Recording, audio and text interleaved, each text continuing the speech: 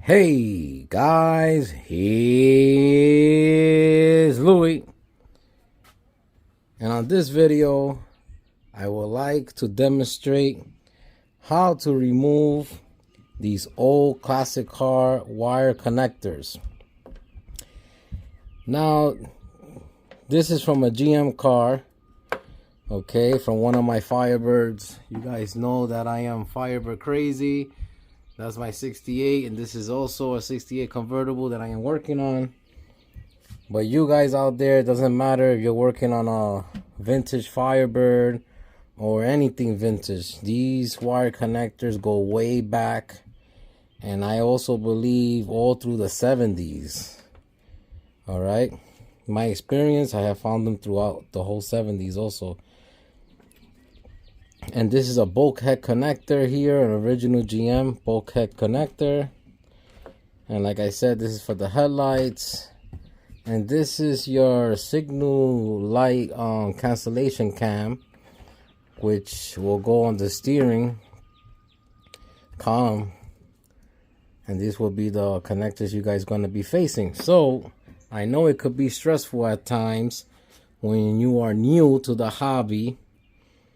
And you know, for your first time, you're trying to disconnect the wire.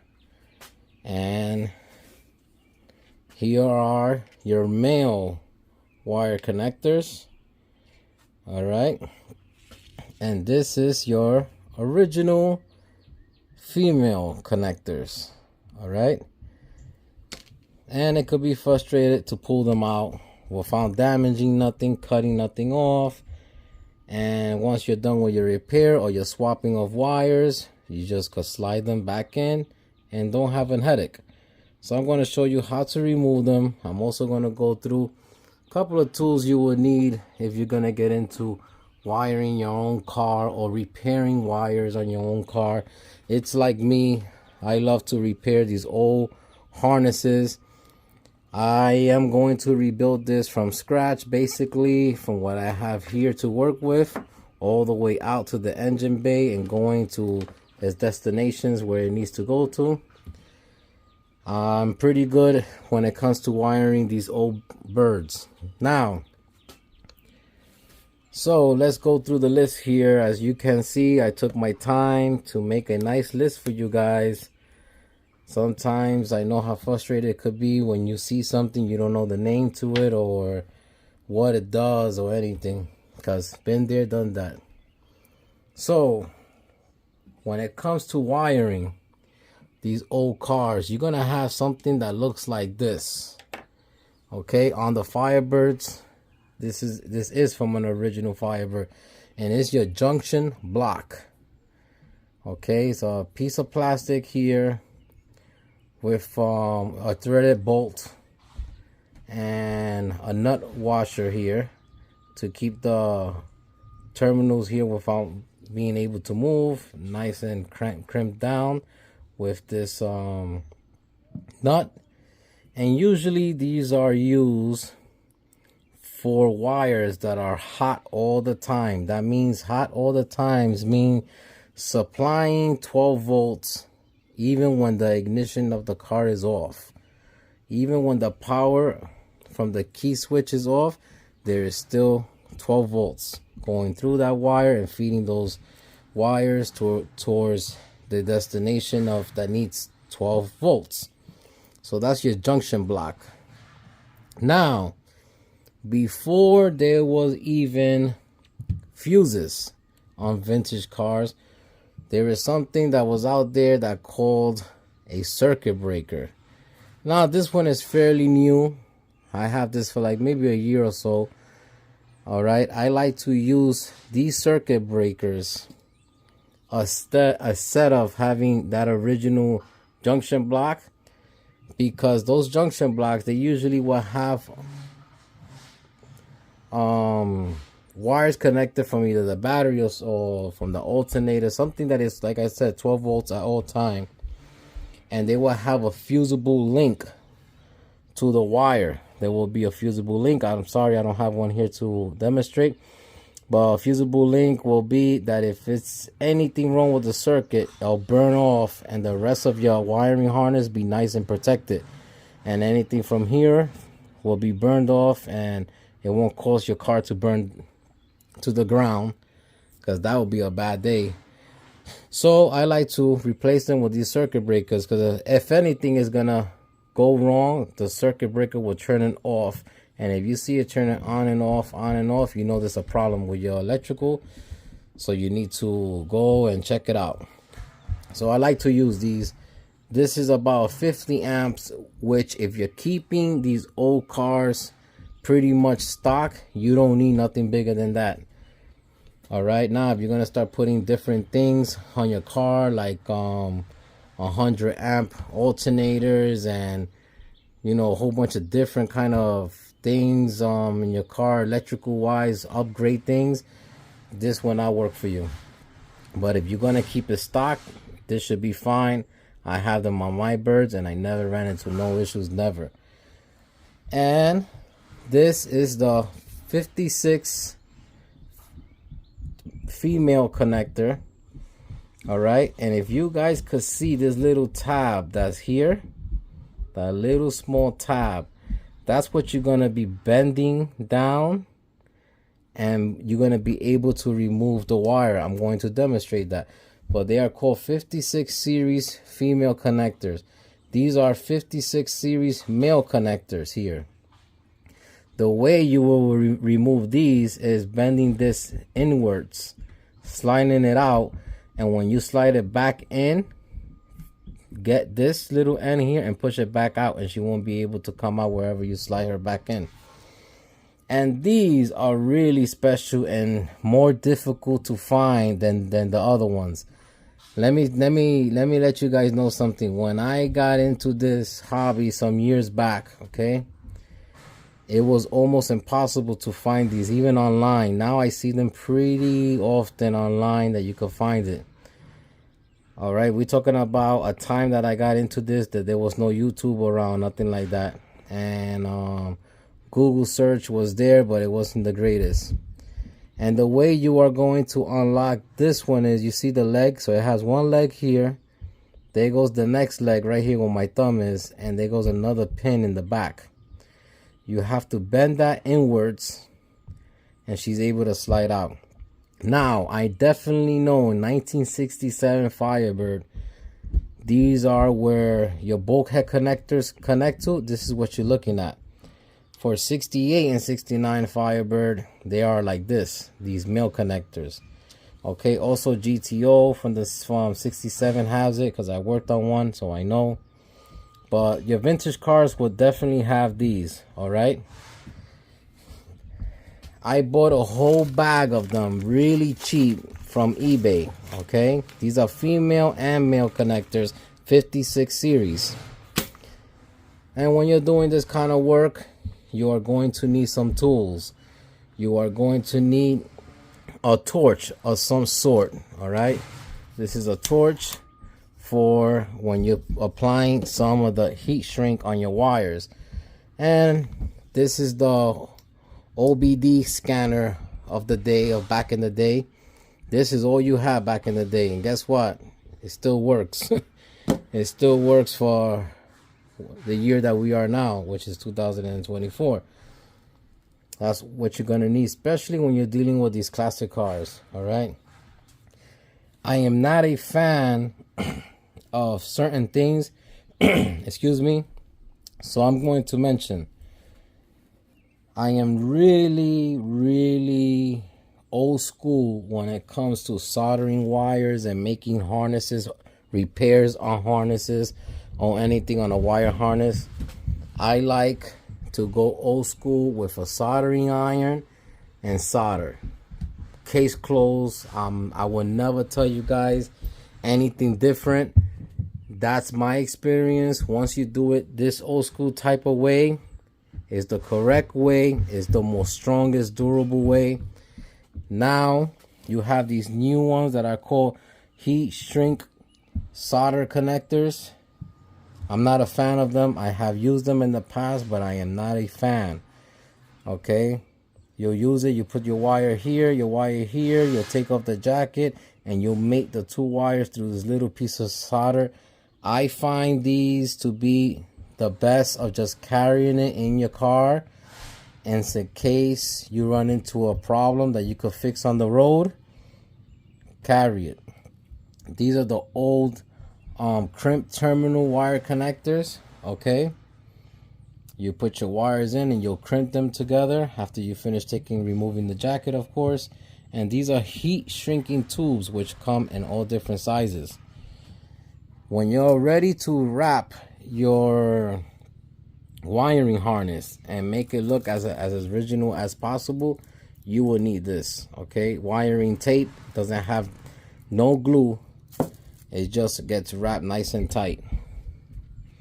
Then you're going to need some needle nose pliers here. I made these myself. I gave it some heat with a torch and I bent them for they could fit different little grooves and stuff and be easier to remove. Now these are all wire cutters and crimpers, all different type. This is more like a newer type, which you'll put the wire here and strip the jacket off. This is awesome. Okay, this is another wire crimper. Okay, and we keep going down the road here, and also a wire crimper slash cutter, a wire crimper slash cutter, and also a wire crimper slash cutter. Okay, from time to time you could use different ones.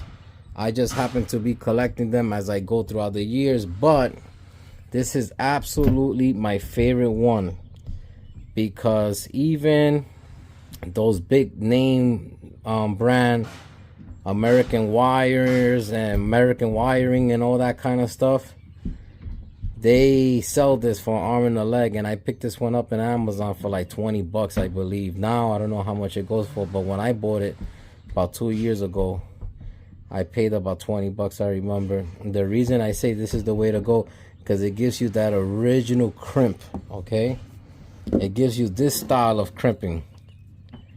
All right, so it will crimp, trying to focus here, it will crimp the jacket and it will crimp the wire. Okay, to give it that factory look.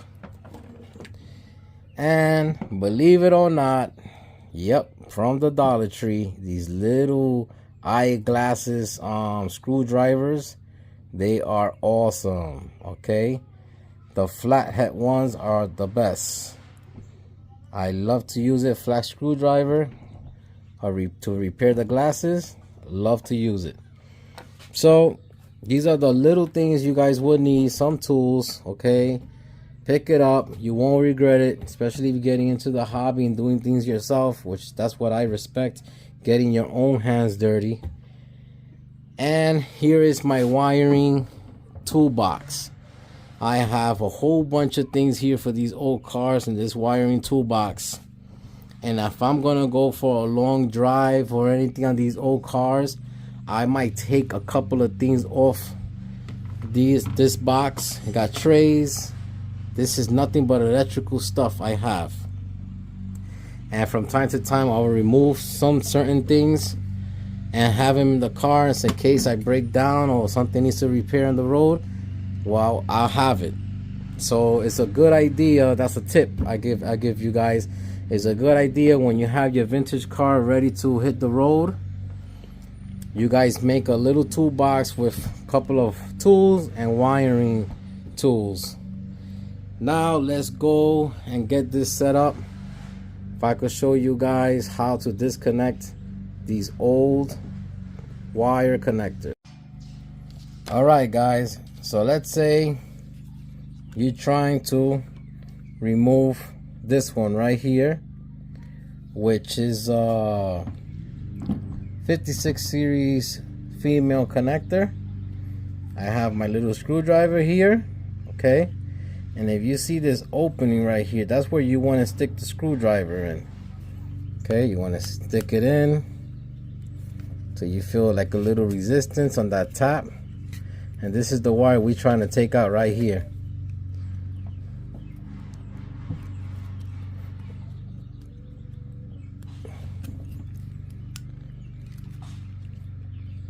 It's a little tap right there. I'm trying to see if you guys could see it, but it's a little dark in there, so it's gonna be difficult for you guys to see it. But that's it. I felt it that time. There you go. And she is out. So that's it right there. I slide this through this screwdriver and I bend the tab down. Okay, now if you guys want to install it again, what you do is you push the tab up. See how the tab is up now? Tab goes facing up. You slide it in, and you even hear it when she clicks in. And that's how you remove these female connectors. Okay, now we are going to do the male connectors next. These male connectors. All right, and I'm going to use this needle nose here, and what you want to do is you want to bend the tab in, okay, and she should come out. Bend it in. Pick on the one on the top right here. Okay, trying to take this one out.